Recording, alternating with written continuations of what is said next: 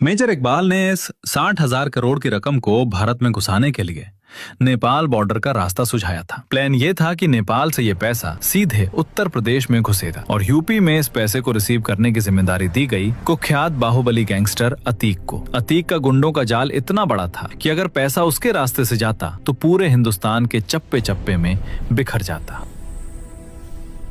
लेकिन मेजर इकबाल को एक बहुत बड़ा डर सता रहा था। उसने 2015 में दाऊद के सामने अपनी चिंता जताते हुए कहा कि अगर 2017 के यूपी चुनाव में सत्ता योगी आदित्यनाथ के हाथ में चली गई तो यूपी में अतीक समेत उनका पूरा नेटवर्क खत्म हो जाएगा और नेपाल बॉर्डर वाला रास्ता हमेशा के लिए बंद हो जाएगा। ये सुनकर दाऊद ने साफ अल्टीमेटम दिया। तो नवंबर 2016 आखिरी मौका है। इसी के साथ 9 नवंबर 2016 की वो खौफनाक तारीख तय कर दी गई जब ये 60,000 करोड़ की पहली बड़ी खेप नेपाल बॉर्डर से यूपी में घुसनी थी। भारत में हाल ही में उरी सर्जिकल स्ट्राइक हुई थी और पूरा देश जोश में था। उस दोपहर भारत के national security adviser NSA Ajit Doval अपने दफ्तर के आंगन में टहल रहे थे। तभी उनके एक अधिकारी ने आकर उन्हें ये खौफनाक खबर दी कि पाकिस्तान 60,000 करोड़ के नकली नोट भारत भेजने की तैयारी कर रहा है। ये सुनते ही डोभाल जी एक पल के लिए सन्न रह गए। उन्होंने कहा, 60,000 करोड़, ये बहुत बड़ी रकम है। अगर ये पैसा हिंदुस्तान आ गया तो बाजार हिल जाएगा, लोग डरेंगे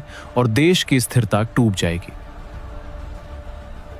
डोभाल ने तुरंत अपने अधिकारी को आदेश दिया कि हमारे उस स्पाई जासूस से संपर्क करो और पता लगाओ कि 60,000 करोड़ के नोट छप चुके हैं या अभी छपने बाकी हैं। ये स्पाई कोई और नहीं बल्कि रॉ के एक बेहद होनहार और खतरनाक undercover agent major Mohit Sharma थे। मेजर मोहित कोई आज के जासूस नहीं थे। वो कई सालों से पाकिस्तान में रहकर लियारी गैंग में पूरी तरह शामिल हो चुके थे। वो खनानी भाइयों और मेजर इकबाल के साथ कंधे से कंधा मिलाकर काम करते थे और दुश्मन उन्हें अपना ही आदमी समझकर उन पर अंधा भरोसा करता था। डोभाल का आदेश मिलते ही मेजर मोहित ने खनानी और इकबाल के साथ एक मीटिंग फिक्स की और एक मनोवैज्ञानिक चाल चली। बातों बातों में मोहित ने उनसे कहा कि नेपाल बॉर्डर का रास्ता अब सुरक्षित नहीं रहा है। हिंदुस्तानी एजेंसियां वहां नजर रख रही हैं। मोहित ने उन्हें हिंदुस्तान में पैसा सुरक्षित पहुंचाने के कुछ नए रास्तों का झांसा दिया। उनके इस झांसे में आकर खनानी उन्हें सीधा इस्लामाबाद की एक खुफिया फैक्ट्री और गोदाम में ले गया। जब मोहित ने गोदाम के अंदर देखा तो उनकी आंखें खुली रह गईं। वहां करोड़ों रुपए के जाली नोट बंडलों और थैलों में भरे हुए रवाना होने के लिए बिल्कुल तैयार रखे थे।